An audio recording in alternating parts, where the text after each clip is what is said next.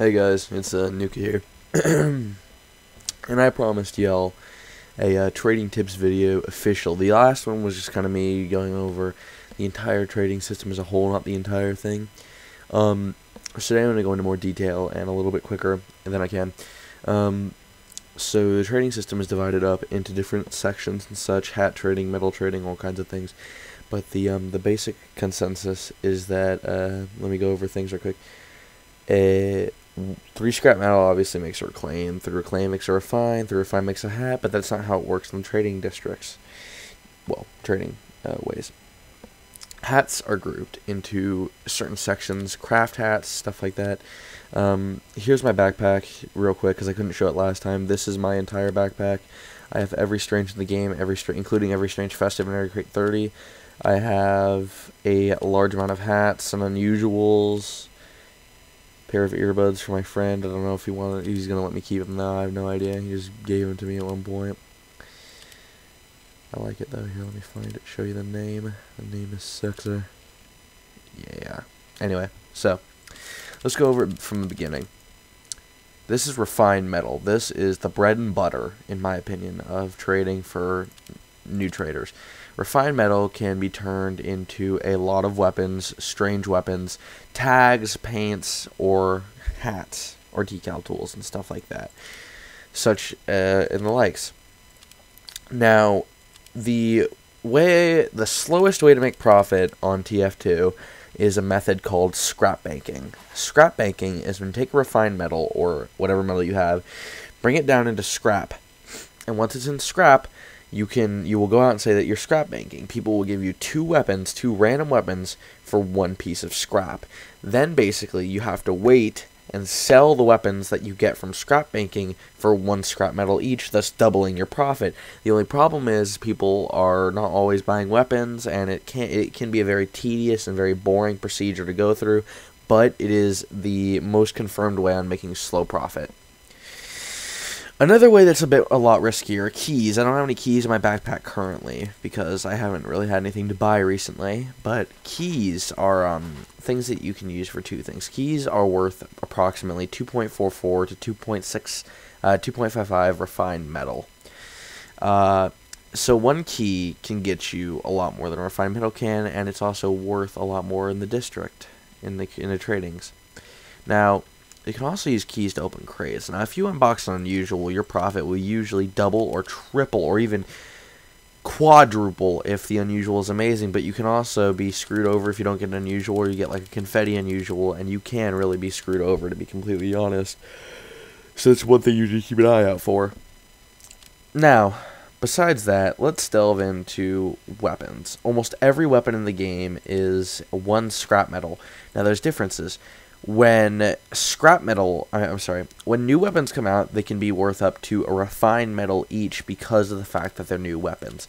New weapons, you might want to take this down, folks. New weapons that are added to the game are where you're going to make your most profit. If you craft a craft number or you get a new weapon, you want to sell it off as quickly as possible and wait for the price to drop to get a replacement if you want to keep using that weapon, because you can make huge amounts of profit off of it. It's the first thing, new weapons. Write that down. Normal weapons are always worth a scrap, usually. Then, there are strange weapons. We're moving up into tiers here. Now, strange weapons are worth significantly more than normal weapons, depending on the strange. However, there are some special stranges. One that you might want to invest in now are the strange festives. I have every strange festive, and I bought them all when they were about 2 buds for the entire set. And now I've been offered 4 buds for the entire set. I'm not selling it for that, though. I'm going to wait, because the price is sure to go up since these things are not going to be released again. So there's another thing you want to take down here. Items that will not be released again or are very small in scale, in this distribution, will usually raise in price. There are exceptions to the rules, like the head case and the and what were the other ones? And the Ebonizer and BMOC. Those dropped, but I think eventually they will raise anyway. But anyway, So that's strange weapons for you. Strange weapons are a good way to make profit because a lot of people will sell off strange weapons quickly in trade servers because they don't want them or they're hated and stuff like that. Just be aware of that. Strange weapons can be some profit if you're able to turn your scrap banking materials into them and then sell them for their full price to someone who really wants them. Now, let's go up a little bit in the next. Let's talk about tags. Name tags and description tags are currently 1.33 and 1 refined metal respectively, 1.33 being the name, 1 being the description tag. Now, however, ever since Valve released the new crate that has a strange knife in it, people are worrying that they'll start releasing paints and such, and this is a risk. This is something you need to be aware of. So if you have, like, a distinctive lack of hue in your inventory, you may want to sell it, because eventually the truth is they may be re-releasing all the stranges and stuff that they think are low in quantity, and that could seriously eat out profit. So be aware of that. Vintage weapons, by the way, are usually not worth much. There's a few that are worth some, like the Vintage Fan War and Conqueror, but to be honest, usually they're not worth much. Now, okay, let's go on to paints. A lot of paints are worth a lot. Paints are distinctive lack of hue is worth 5 refined to, or 5.33 or so. And they can seriously make or break a lot of your trades. Paints are really good sweets. People like paints. They're a good way. It's good to have some paints on you, basically, is what I'm trying to say. So have those paints on you. Now, we're going to move into the hat district of trading. Hats. Okay, hats. Hats are the mainline item, besides weapons, I'd say, that are traded in TF2. Second most traded. Hats are very, very common nowadays in Team Fortress 2, but there's still a lot of trading going on. And one thing about hat trading you need to realize is that there are classes. The first class of hat is called a craft hat. Craft hats are hats that are usually deemed ugly by the community, and because of this, they're not very popular, but they are deemed craft hats. So what happens is they price them at about 1.33 refined. You'll buy them, and then you will craft 2 of them together to get a random chance at a good hat. And that's how craft hats work in this game. Now, then they move up to the shitty, but not shitty enough to be a craft hat tier. Some of these would be like the normal Pip-Boy, or even the genuine in some cases. So that's how that goes there. Then there's medium. I see medium would be about 2 to 2.33, which would involve things like the Your Worst Nightmare, the Dragonborn helmet, the Tough Guy's Toque, Vintage Mirrorware, Pyromancer, stuff like that. Those are about okay. You eventually get into higher tiers. Higher tiers like the Sight for Sore Eyes can be up to 5, 4.66 refined. I think that's about right now. And they can go up to be worth more than actually crafting a hat together. So you have to understand that. Now, another thing about hats. When new hats come out, if you have the ability to, try to craft them. Because new hat craft numbers are ridiculously overpriced when they first come out. A friend of mine crafted a number 20 9 pipe, the 9 pipe or something like that for the medic that just came out recently. And with that number 20, he was offered a white bills if he threw in 1 key, and he basically made an enormous profit. So that's what you can do there. Now, vintage hats. Vintage hats are substantially worth more than normal hats. I don't have many vintage hats because I don't like them that much over normal, but vintage hats are very valuable in their own way, because vintage hat, people will pay more if their hat says vintage on it. So, for instance, a vintage procedure mask goes for like 7 keys or something, 6. I might be a little bit higher off. I might be off on that, but who knows. So that could be a thing there. Now, genuine hats. Genuine hats are promos, quote unquote promos released from new games coming out. Depending on the look of the genuines, they can be really good or really bad. If a lot of people do not buy the game, or it's unheard of, there will be a high demand for them, but not a lot of them. In this case, the ball kicking boots and the Merc scarf were a form of that. Now, some genuines are worth shit, though. The genuine Pip-Boy was given out to a lot of people, so it's not worth it as much as some of the other genuines, even though it looks kind of cool. You have to understand that. Ugly genuines are also very unwanted, and that's just something you have to realize in the trading community. Now, we're going to move on to unusual trading. About 4 or 0.5 of a bud is considered a Bills hat, an unpainted or maybe slightly painted Bills hat. Earbuds are the main currency of unusual trading in TF2. Earbuds are the most valued item and the most wanted item in the game. Earbuds are very well wanted after, and if you have a pair, you can get many, many lowballing offers, and you can understand a lot of stuff. So, earbuds is the way you want to go if you want to have a lot of currency.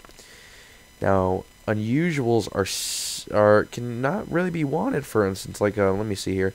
This one's kind of cancerous, but I do like it. Personally, I like it, and so is this one. I personally like the hats I have. But you see, unusual hats are usually lowballed on quite a bit. For instance, I have an unusual soft cap, and I say nothing less than 4.5 buds, and people feel the need to offer less, and it just annoys me, because I want 4.5 buds for this hat. If not, I'm perfectly fine keeping it. They just don't seem to realize that, but what are you going to do?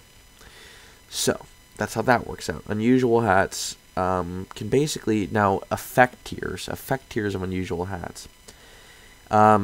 Usually the confirmed to be usual lowest goes confetti. It goes from confetti to nuts and flies. I think confetti might be higher than those two, but nuts and flies and confetti are usually the bottom tiers. Whatever tiers are like, let's see, like smoking, plasma effects, peace signs, which are still pretty low, TF2 logos, searing plasma, stuff like that. Those are like whatevers. I like this hat though. Bubbling is kind of low, but I don't care. So that's how that works out. Effect tiers are going to get you a lot. Now, we're going to take a visit to a trading site. TF2 Outpost is where people know what to offer on and how to offer. So basically, you can see here. Now, here's a good example of craft numbers. This guy crafted number 5 Flamoco. His buyout for it is 1 buds, and he's received offer for bills for it. So you can make a lot of money off those. Unusuals. See, we have a purple energy connoisseur's cap and a green confetti Tavish de Groot. Now, if you look at it, there is a reason that the purple energy is worth more than the green confetti, because it's flashier effect and the hat is, whatever. And that's just how it works there. So you need to understand that about your hats. Depending on what hat it is, it can be worth a lot or low. So anyway, this trading site, TF2 Outpost, is where you want to go if you want to get usually legitimate offers for your stuff. TF2 Outpost, which I'm not going to actually say, I'm just going to give it to you. TF2 Outpost is also decently good. So, that can work out there. What else can we talk about? I think that's about it for right now, anyway. Okay, so that's quite a bit of information you want to take under consideration. I won't really be talking about how to make profit. I just kind of gave you a little overview. Never buy things from the shop, by the way. You can always get it cheaper somewhere else. But yeah, that's kind of like that's pretty much what what a lot of it's about. So that's TF2 trading for you. Those are my tips. Those are my tricks, I guess. Go out there, get some profit, all that stuff, sell some stuff. So that's my advice for this video, and I hope it was helpful. If it wasn't, well, tell me why it wasn't. I'd like to know how to improve my videos. I'm hoping the next video I can get up is a gameplay video or something like that, but who knows. So I'll see y'all later. Thank you for watching, and subscribe if you like what you're seeing.